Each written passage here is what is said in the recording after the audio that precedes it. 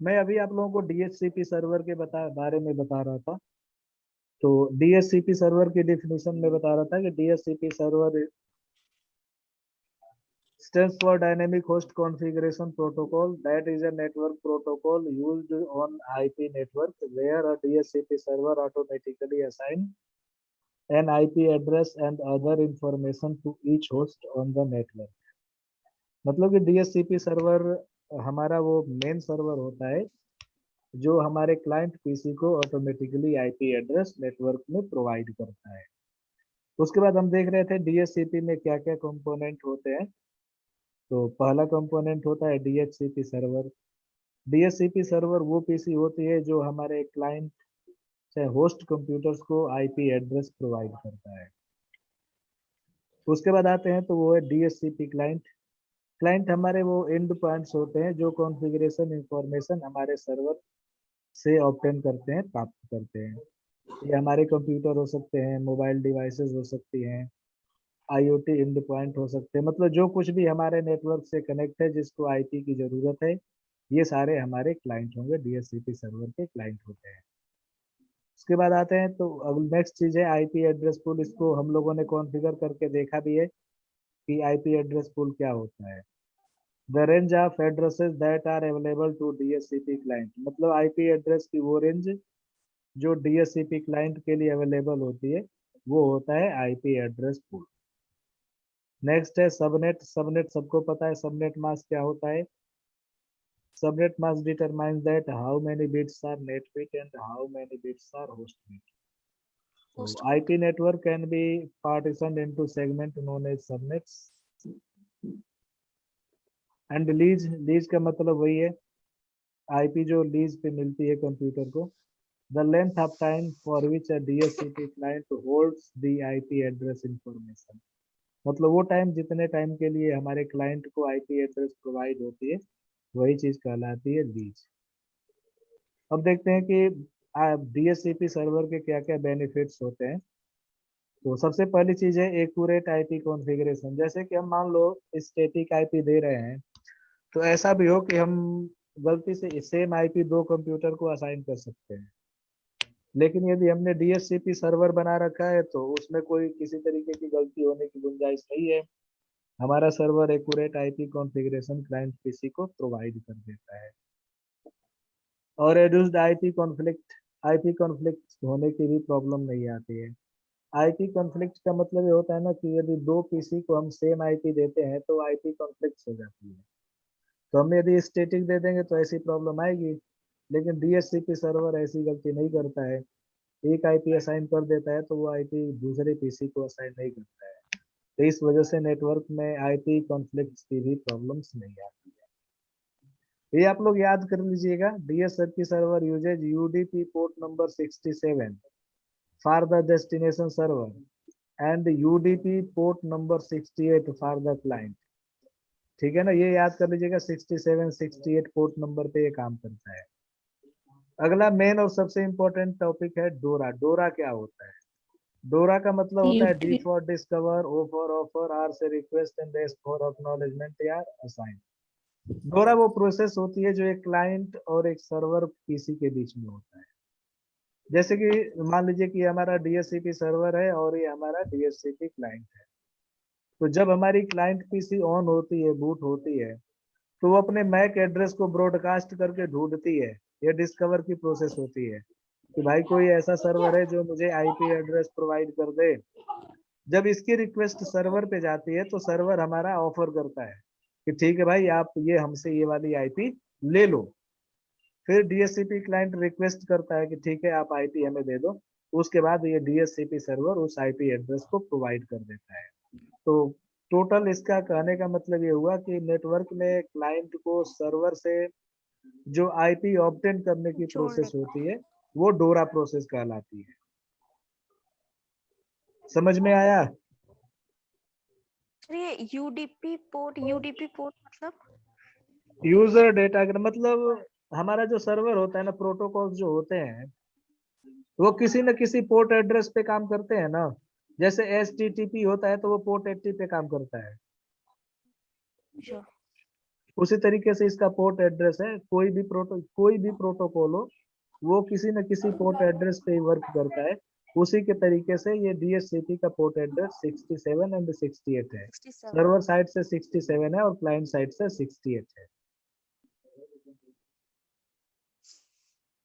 ठीक है। ठीक है। डोरा से रिलेटेड कोई कंफ्यूजन नहीं है ना, क्योंकि डोरा से रिलेटेड चीजें पूछी जाती है। ये डोरा वाला कंफर्म कीजिए, मुझे समझ में आ गया क्या होता है डोरा प्रोसेस। सर देखिए डोरा इज अ डोरा प्रोसेस जो दैट used by और DHCP. DHCP It is used for providing the IP address to the client or host machine. इतनी चीज बता देंगे तब भी समझ में आ जाएगा कि ये ऐसी प्रोसेस होती है जिसके तहत हमारी क्लाइंट मशीन DHCP सर्वर से IP एड्रेस ऑब्टेन करती है। और ये पूरा पिक्चर देखने के बाद तो क्लियर ही हो गया होगा। अब आज ये इसके बाद स्कोप के बारे में जानते हैं, स्कोप क्या है। और DHCP scope is a valid range of IP address that are available for assignment or lease to client computer on a particular subnet. मतलब स्कोप वो IP एड्रेस की एक वैलिड रेंज होती है जो हमारे क्लाइंट PC को वो IP प्रोवाइड की जाती है। मतलब कि जो स्कोप में जो IP हम कॉन्फ़िगर करते हैं वही IP हमारे क्लाइंट PC को, मतलब कि क्लाइंट PC द्वारा वही उसी रेंज की IP ऑब्टेन की जाती है, वही IP हमारे क्लाइंट PC को मिलती है। ऐसा ना हो कि हमने रेंज कुछ और दिया है और हमारी क्लाइंट PC कुछ और IP ले रही है, ऐसा पॉसिबल नहीं है। ठीक है। ठीक है सर, वो होस्ट वाले ही बिट मतलब वो चेंज होती होगी ना, नेटवर्क की तो सेम ही आईपी रहती नेटवर्क होगी। सेम रहेगा, हाँ होस्ट और एड्रेस ही तो बदलता है। हाँ, होस्ट एड्रेस बदल जाता होगा। हाँ होस्ट ही तो बदलेगा। जैसे कि इस वाले रेंज में मैंने लिया था 192.1.1.1 सर्वर की IP थी, तो स्कोप में मैंने लिया था हाँ 2 से लेकर के 100 तक, तो नेट बिट मैंने थोड़े नहीं बदला था, मैंने तो केवल और हाँ। केवल होस्ट बिट ही तो चेंज किया था। Yes sir. हाँ तो चलिए अब मैं नोट्स आप लोगों को ये भेज दूंगा, लिखने की जरूरत नहीं है, मेरे पास है, मैं भेज दूंगा आप लोगों को। अब मैं कुछ चीजें और बताने जा रहा हूँ DHCP सर्वर में।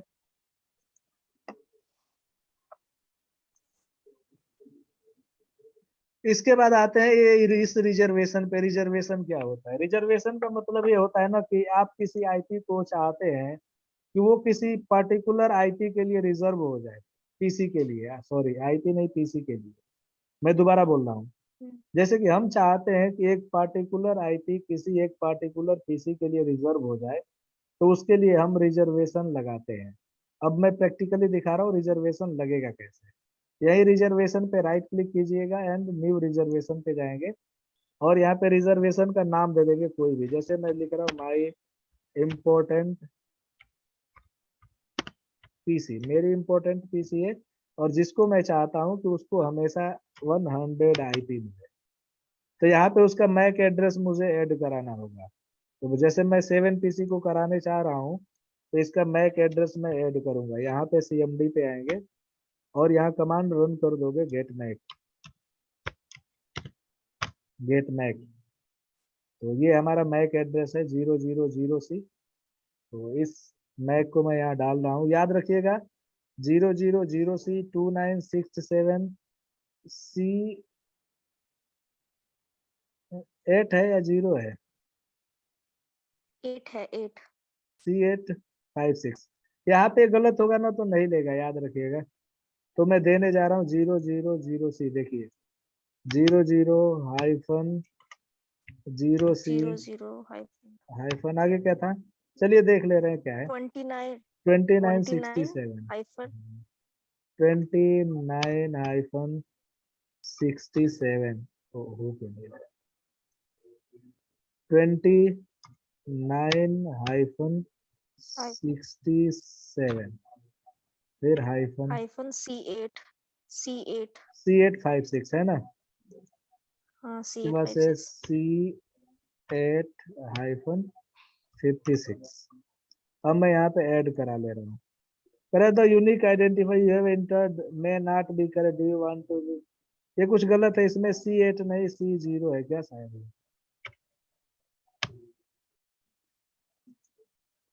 क्या कुछ ना कुछ गलत है इसमें, मैं दोबारा देख रहा हूँ क्या गलत है।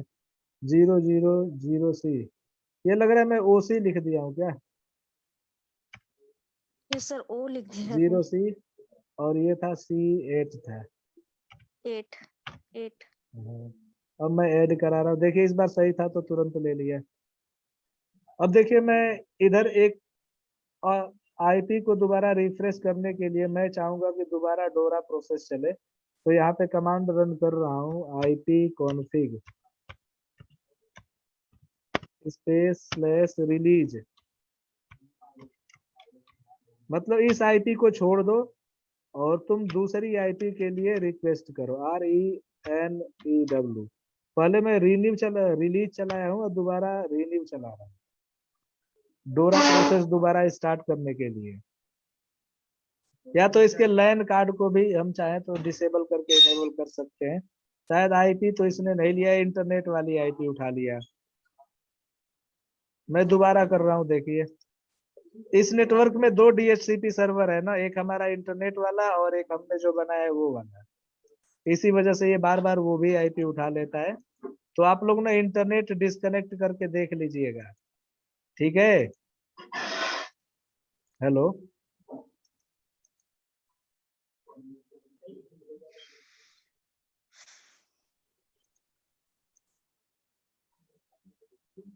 देखिए अभी इसको दिया नहीं है, ये देखिए 100 वाले को नोन दिखा रहा है, शायद इस आईपी को दे दिया। अब देख रहा हूँ 7PC की आईपी यहाँ से भी देख सकते हैं, यहाँ स्टेटस पे आ जाएंगे, उसी लाइन पे राइट क्लिक करेंगे स्टेटस पे आ जाएंगे और यहाँ डिटेल्स पे आ जाएंगे। देखिए 100 आईपी इस पीसी को मिल गई है, दिखा, हम्म। समझ में आ गया रिजर्वेशन हम्म। है। हेलो, जी सर, तो ये इस वाले मतलब इस पीसी की अब 100 आईपी होगी जो हमने रिजर्व कर दी है। हाँ अब परमानेंट इस 100 वाली आईपी ही मिलेगी परमानेंट। इसको। हाँ, ठीक। अब मैं एक और प्रैक्टिकल दिखा दे रहा हूँ और इसमें 2 चीजें बची है वो भी बता दे रहा हूँ। मैं टूल्स पे आ रहा हूँ, अगेन मैं आ रहा हूँ DHCP पे, IP वर्जन 4 पे ही मैं राइट क्लिक कर रहा हूँ एंड मैं क्लिक कर रहा हूँ, ये दिख रहा है मल्टीकास्ट स्कोप। हम्म। तो मैंने आप लोगों को बताया था कि जो क्लास डी होता है, क्लास डी वो मल्टीकास्टिंग के क्लास लिए डी रिजर्व होती। होता है। तो इसके अंतर्गत हम क्लास डी को ही कॉन्फ़िगर करते हैं। मैं कोई एक नाम टाइप करके नेक्स्ट कर रहा हूँ, देखिए यहाँ पे क्लास डी को कह रहा है केवल कॉन्फ़िगर करो, है ना। हम्म। तो क्लास डी की यदि हमें आईपी कॉन्फ़िगर करनी है तो हम न्यू मल्टीकास्ट स्कोप करके हम इसे कॉन्फ़िगर करते हैं। बट कंप्यूटर नेटवर्क में क्लास डी का यूज नहीं होता है, ठीक है। हेलो, अच्छा। उसके बाद एक और होता है, मैं दिखा रहा हूँ यहाँ पे IP वर्जन 4 पे राइट क्लिक कर रहा हूँ, ये सुपर स्कोप दिखा रहा है। सुपर स्कोप का मतलब होता है ना, ये कोई स्कोप नहीं होता है, ये एक तरीका कंटेनर होता है। जैसे मान लो आपने 2 आईपी की रेंज असाइन किया है, मान लो एक है 192.1.1 की रेंज और दूसरा है मान लो 192.2.2 की रेंज। तो आपको एज एज जैसे कि दोनों इसी तरीके से स्क्रीन पे दिखेंगे और आपको एक यूनिट के रूप में स्टोर करके रखना है, तो उसको सुपर स्कोप के अंदर हम स्टोर करके रखते हैं। समझ में आया। सर फिर से बता दीजिए। मैं बता रहा हूँ, जैसे सुपर स्कोप पे देखिए मैं क्लिक कर रहा हूँ, एक बार समझा रहा हूँ। यहाँ पे नेक्स्ट किया, यहाँ पे कोई नाम दे दिया मैंने, नेक्स्ट किया। अब यहाँ पे एक रेंज है और एक और रेंज आपकी बनी है, 2 रेंज है। तो ये दोनों एक स्कोप के अंदर हमें रख देंगे। देखिए ये सुपर स्कोप एस के अंदर सारी चीजें आएंगी, तो सारा इसी के अंदर स्टोर रहेगा ना, तो एक ही जगह से एज लाइक यूनिट हम बिहेव कर सकते हैं, तो उसको हम सुपर स्कोप के अंदर रखते हैं। सुपर स्कोप कोई स्कोप नहीं है, ये दो किन्हीं दो स्कोप्स को ना इसमें कंबाइन करके रख देते हैं। कंबाइन नहीं मतलब एज लाइक का सेपरेट यूनिट करके हम इसके अंदर रखते हैं, ये काम होता है सुपर स्कोप का। चलिए मैं नोट्स में ना इसके बारे में मेंशन कर दूंगा, और वो आप लोग या पढ़ लीजिएगा, समझ में आ जाएगा। नताशा एंड शबनम दोनों को समझ में आ गया? करके देखना पड़ेगा एक बार। हाँ ये करके और मुझे कंफर्म करो। नताशा आप ना, अभी मैं क्लास तो ऑफ करूंगा, लेकिन आप अभी अपनी पीसी मुझे एनी डेस्क पे दीजिएगा, मैं आपका क्लियर करता हूँ आज, ठीक है? सर। हाँ शबनम आप आओगी आज सेंटर पे? सर वही मैं पूछ रही हूँ, ये सॉफ्टवेयर में भी है नहीं, ये या तो मुझे बता दीजिए कैसे ऑनलाइन ही मतलब इंस्टॉल करना इंटरनेट है है क्या? आपके पास? इंटरनेट है? हाँ हाँ सर है, आप मुझे ठीक है, तो बता अभी दीजिए, मैं मैं वही आपको सर्च करूँ। मैसेज करूंगा ना, तो मुझे एनी डेस्क पे दे दीजिएगा, मैं कर दूंगा। ठीक है ठीक है ठीक है, तो अभी आप लोग लीव ठीक है सर। कीजिए, और नताशा आप मुझे तुरंत एनी डेस्क की आईडी सर दीजिए। ये जो है ये रिकॉर्डिंग्स आप ना ग्रुप पे एक बार सेंड कर दीजिएगा, हाँ वो मैं सेंड जो कर आपने दूंगा, आज आज किया टाइम होगा। निकाल के मैं भेज दूंगा आप लोग को, ठीक है? ठीक है ठीक है सर ठीक लास्ट 3 क्लास का है, सर। हाँ वो सारा भेज दूंगा आज मैं। ठीक है, तो ठीक मैं है सर। अब आप लोग लीव कर सकते हैं, ठीक है? ठीक है सर।